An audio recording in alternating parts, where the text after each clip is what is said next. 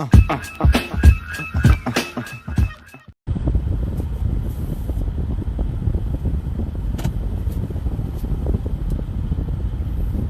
going on, y'all? Just in my DOT physical.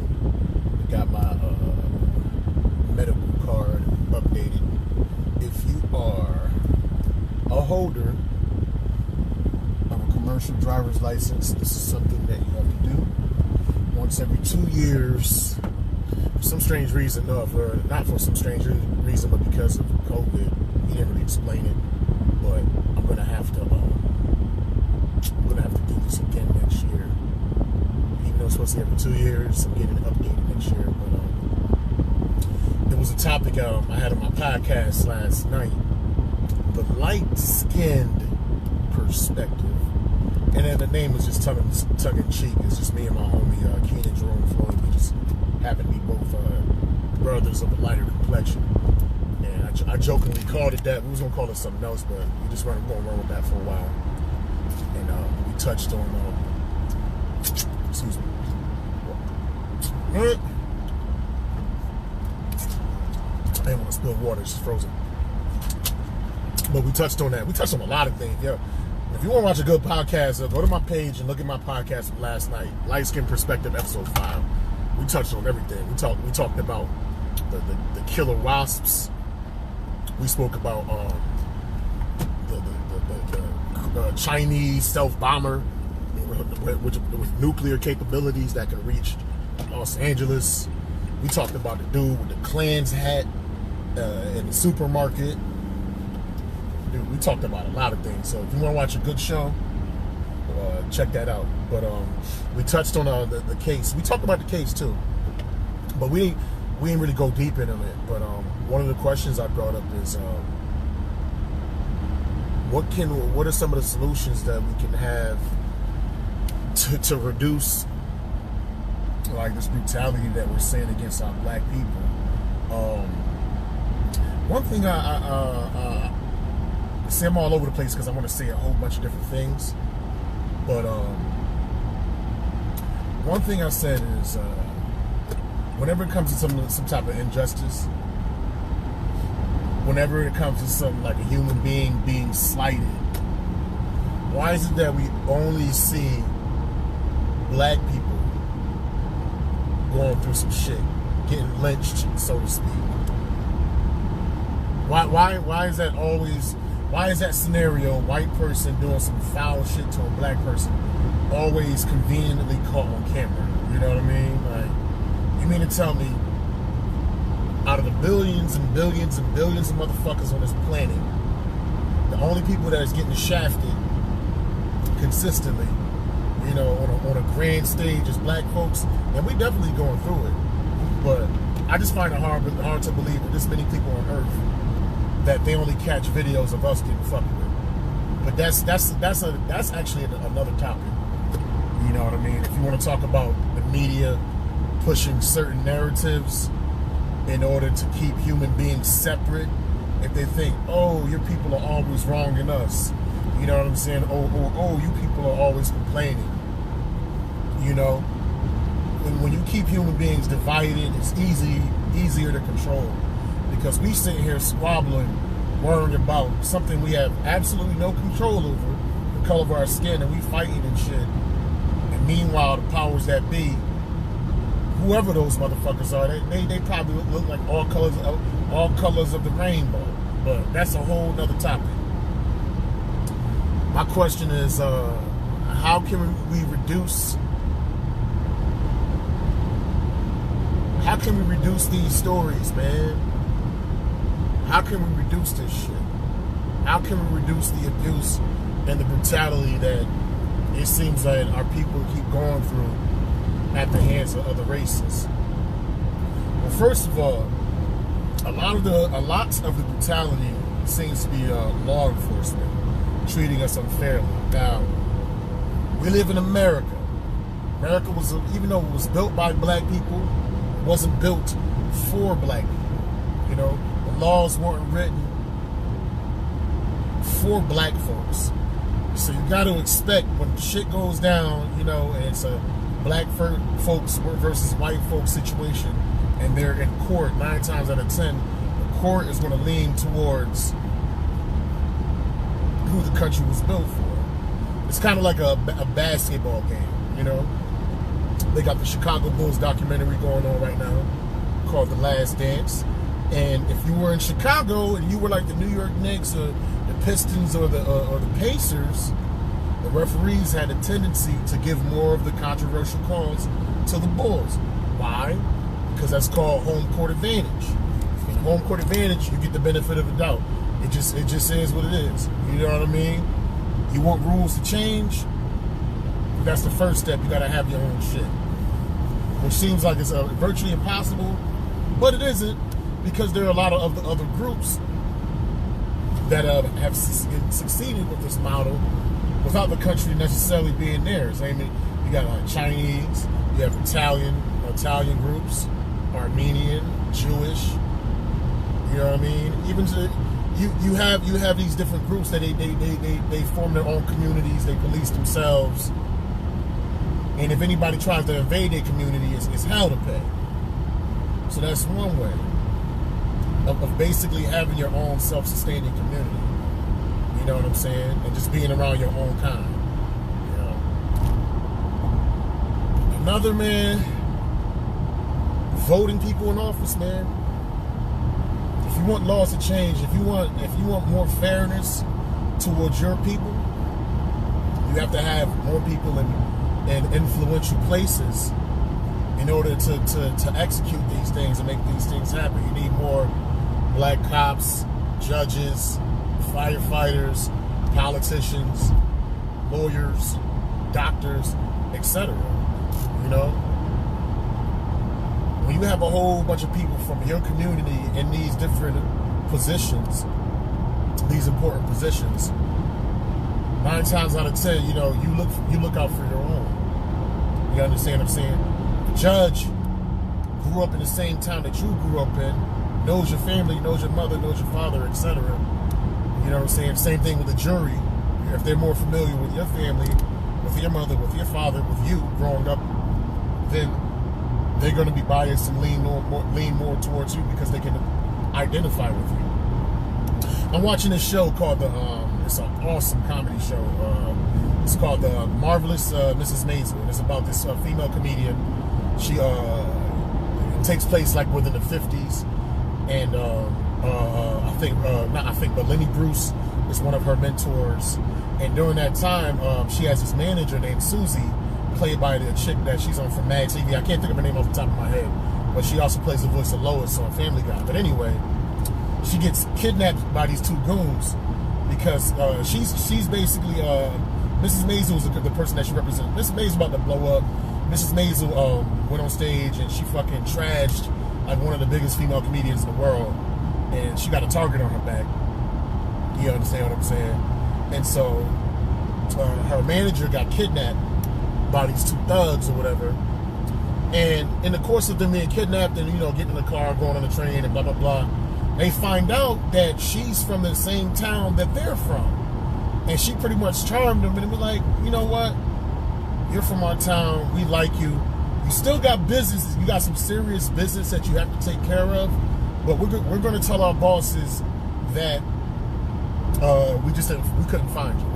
We're gonna let you go, but take care of your business, because the next people that they send out to come get you, they may not be so compassionate or understand, or they may not like you. They may not be from the same town as you. So you see, in that situation, the thing that saved her is because she was from a demographic, she was from a place, and she was from an environment. She started like spouting off different places that she used to eat, different parks and things of that nature. So they knew she wasn't lying. So they related and they made a connection, man. And so to get justice in certain situations, man, we have to have people in positions that can relate to us, that can identify to us. Like a judge, you know what I'm saying? Like some Irish judge or something like that, some Irish judge or some Italian judge. He's not gonna be able to relate or show as much pity to you know what I'm saying, to some hood dude from Harlem, some hood dude from Hartford, some hood dude from Miami, you know what I mean? yeah, they try to be objective and they try to uphold the law. Like Alex Morris said, yeah, they try to uphold the law or what have you. But there's a disconnect, man. If the skin color isn't the same and you aren't objective, there's just a disconnect, man. It's easier to drop the gavel on somebody, on a black man, if you're not black. Let's just call it what it is. It's easier to look past the wrongdoings of your fellow white person if the person who they did the wrongs to is a black person. It doesn't happen all the time, but it's just easier. Human beings, I mean, all species just have a tendency to look out for their own and to give their own a pass. We do that with our own immediate family. You know, every human being does that. So we have to have more people in positions of power that are quote unquote our family if we wanted to be treated more fairly. And that goes back to what I said about different communities. They don't necessarily vote. Like Chinese people don't vote or anything like that, but you don't ever see brutality, or you don't ever see publicized brutality of Chinese folks in the hands of white folks. You don't really see that because they stick to their own kind, man. They have their own infrastructure. They have their own system in place, their own incubation. But I feel like with black folks, I feel like we're so mixed as a culture. You know what I'm saying? There's no in America.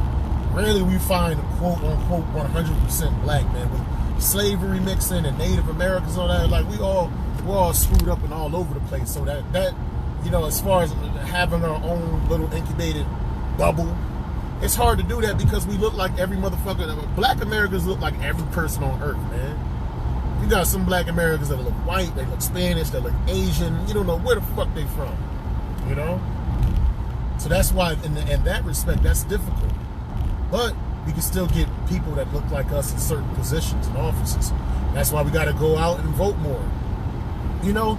And let's say, even if you can't vote, you have a criminal past or what have you, you're just in a position where you can't vote. You can still campaign, or you can help a campaign and help others. You know, help a candidate that you're interested in.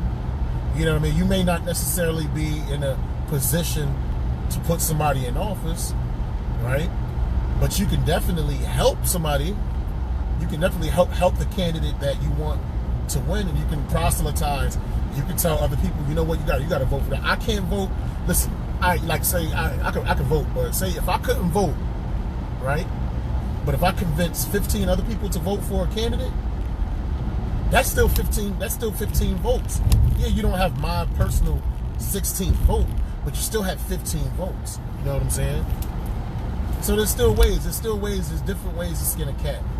You know, we have to get people in political office. We have to get more black judges, more black police. And I'm not talking about these Uncle Tom motherfuckers that's just like looking for a check, but like people that are compassionate, that actually really do care, and they want to see a positive change. We have to see that en masse, man. But it goes back to what I said before.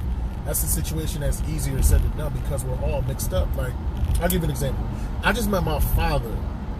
Not just met because it's been 10 years, but I met my father for the first time in 2010. I knew he existed, but you know, I finally met him at 31 years old. You know, my mother, I think my mom saw her father one time. I never saw a picture of my grandfather on my mother's side. I think my grandmother didn't know her father. So that's like 3 generations. I mean, hopefully, I'm glad I broke the chain and met the male part of where I'm from. But that's like 3 generations. My mother and my grandmother who didn't know their dads. 3 generations. My mother, like born in the 60s, didn't know her father.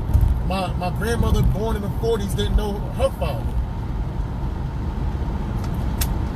Like my family tree it's growing now because a lot of my brother, sister, and my cousins and stuff, they're all having kids, and even my brother has a grandchild now. So the family's starting to expand now, but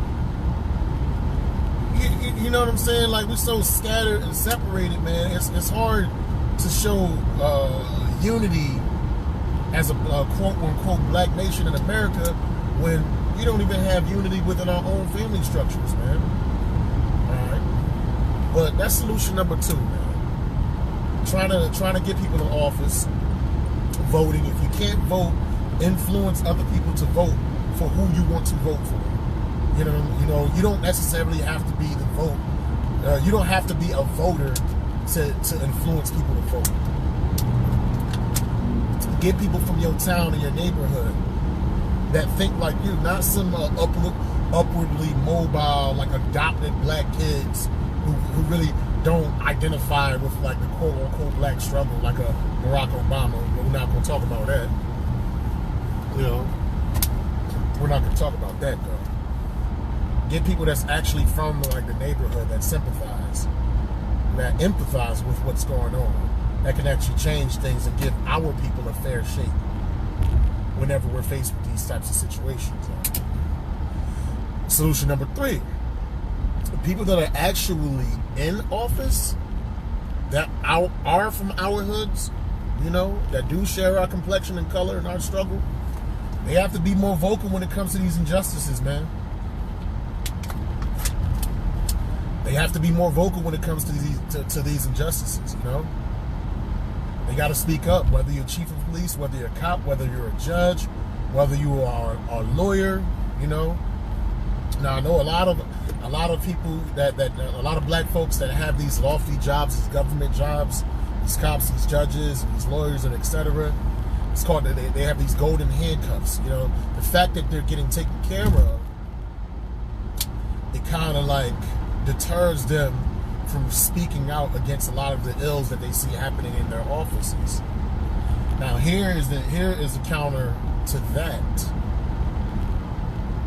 See, a lot of us don't support our leaders and our heroes and the people that are willing to put their necks on the line. They say black folks make up, what's the percentage? Black folks make up 14% of the population in the United States. So out of 327 million, 10% of that is 10% of that is 32 million, and then 5% of that is 16 million.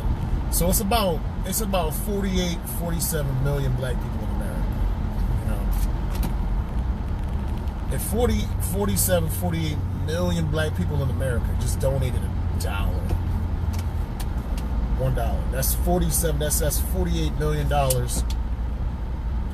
You know, that could be put aside as some type of emergency fund for our quote unquote black leaders that are in the front lines, speaking out against the injustices that we are faced at the hands of the dominant society.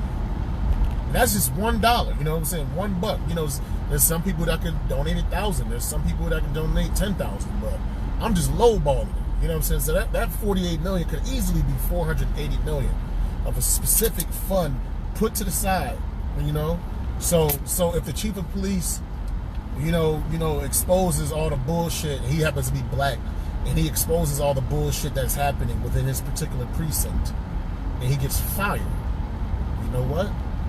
You got 480. You got like $500 million just sitting off to the side that he can pick from that to sustain him until he moves on to whatever other endeavor he can use to sustain himself and his family. You know, and like I'm saying, I'm lowballing it. With as much money that the black dollar is waste on bullshit, there could easily be like $1 billion within that. Like, we're gonna call it like this emergency justice fund. You know what I'm saying? So that lawyer that wants to come after like a corrupt court or something like that, you know, he has the resources to help him out. Or within that same fund, that fund could be used to help out the prosecution team that are trying to fucking put these assholes under the prison that killed Ahmaud Arbery. You know. But we have to be willing, as a collective, to just donate a little bit, because you know what, a dollar ain't shit. You understand? $1 by itself is nothing. 48 million of those dollars, something could be done with that. Now you have a machine that can go against their machine.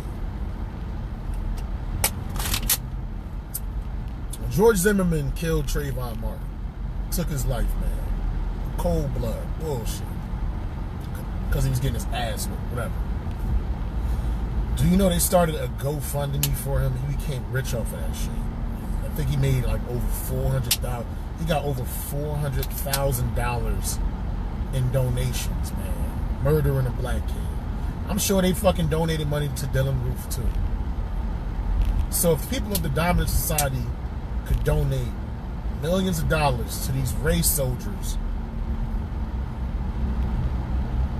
brutalizing black people, why can't our 14% put up monies to, you know, for the people that are fighting against that, you know, put up money for our lawyers and our police officers that want to call out the precinct or what have you, and they lose their jobs because of it. We got to be able to support our leaders, man. If memory serves me correct, I don't think Malcolm X got that much support. I think he died broke, man, if I'm not mistaken. That shouldn't happen. You got all those motherfuckers following you, you dying broke.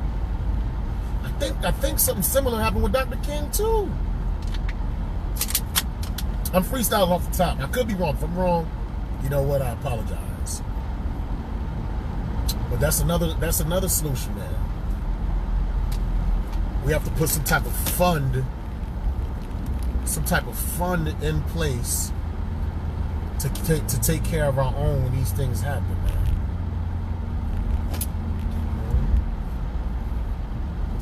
So let me recap. I'm almost to the store that I need to be, so I'm going to recap the different solutions that I laid on the table that can help our black people, our brethren, against various injustices at the hands of those the dominant society. A, complete separation, just being totally autonomous, having our own, what the fuck is going on in front of me, yo? Jesus Christ. Oh, don't mind me, it's just traffic right now, and this old ass lady is just driving like a fucking ditz. It's ridiculous. Jesus Christ. But she's old, though. It's not her fault. But god dang, they act like they ain't never seen like a steamroller before, bitch. You've been alive since the 1920s. You done seen all types of steamrollers. You better drive your nice ass Lincoln and stop acting up. Fucking amazed and shit. Hey, I remember when I first saw a steamroller in 1925. I was 15 years old, and I still know how to drive my car. But anyway, total separation is one, becoming autonomous, having our own communities, and just being around our own. That's one way, but it's virtually impossible because we're all mixed up. Number two, voting and getting the right people in positions to stick up and stand up for us and speak up for us, you know, and giving us fair shakes. And three, just starting just a certain type of fund to help out soldiers on our side, so if they do lose their jobs or if they do have to fight against a corrupt justice system, they have the capital in order to do that, you know. So just complaining about the shit on Facebook every single day and just saying how bad shit is. I mean, yes, you definitely have to create awareness, right, and let folks know what's going on as far as injustices. But if you're not actually doing that, though, this is how I fight my fight. I lay it out. Listen, I'm just a small person, man. I'm never gonna get into the politics. I just talk. I talk. You know, I have a YouTube channel, the Mo Green channel. I have a podcast, the Light Skin Perspective. I'm just covering the news. I'm putting shit out there. Or another thing, also just train your children, man. Instead of training your kids to be basketball players and football players and all, and entertainers and athletes, inspire them to be governors and politicians and cops and doctors and lawyers and things of that nature. You know what I'm saying? Start inspiring them to do that and inspiring these values. You know, because not to use a cliche, but the children are the future. You know what I mean? And you have to train them up in a certain way if you want things to change. If you want things to be different for 50 years from now, it starts with them little ass babies, man. Because I tell you, the people of the dominant society, they're training their kids a certain way. That's all I'm saying.